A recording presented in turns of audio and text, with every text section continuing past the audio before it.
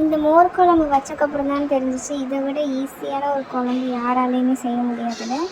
Very very easy recipe. So அதை செய்கிறதுக்கு first கடாயில் கொஞ்சோண்டு எண்ணெய் ஊற்றிக்கோங்க.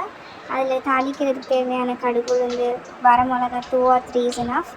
கொஞ்சோண்டு கருவேப்பிலை இது போட்டு நல்லா தாளித்த உடனே நம்ம சைடில் மிக்சியில் கொஞ்சம் கைப்பிடி அளவு கொத்தமல்லி, 2 இல்லை 3 பச்சை மிளகா காரத்துக்கு ஏற்ற மாதிரி, 1 பீஸ் ஜிஞ்சர், கொஞ்சோண்டு இஞ்சி,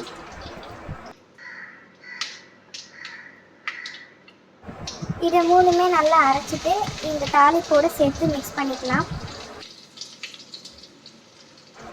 இப்போ மோருக்காக நம்ம தயிர் கொஞ்சம் 1 கிளாஸ் தண்ணியில் மிக்ஸ் பண்ணிவிட்டு கொஞ்சோண்டு சால்ட், கொஞ்சோண்டு மஞ்சள் தூள் போட்டு ஒன்று நீங்கள் ஜாரில் இல்லை மிக்சியில் நீங்கள் அடித்து எடுத்துக்கலாம். அப்படி இல்லைன்னா விஸ்க் வச்சு நீங்கள் நல்லா பீட் பண்ணி வச்சுக்கோங்க. ரொம்ப தண்ணியாகவும் இல்லாமல் ரொம்ப கெட்டியாகவும் இல்லாமல் மீடியமில் இருக்கிற அளவுக்கு மோரை நம்ம நல்லா கரைஞ்சி வச்சுக்கணும். நம்ம தாளித்ததோட பச்சை வாசனை போன அப்புறமா கடைஞ்சி வச்சுருந்த மோரை அதில் ஊற்றிட்டு நல்லா கிண்டிக்கோங்க. ரொம்ப நேரம் கொதிக்க வைக்க வேணாம். இது தயிர்லேருந்து செய்கிறனால ஆட்டோமேட்டிக்காக மோர் திரிஞ்சு வந்துடும். ஸோ ஒரு கொதி வந்தோடனே நீங்கள் ஆஃப் பண்ணிடலாம். அவ்வளோதான், மோர் குழம்பு ரெடி.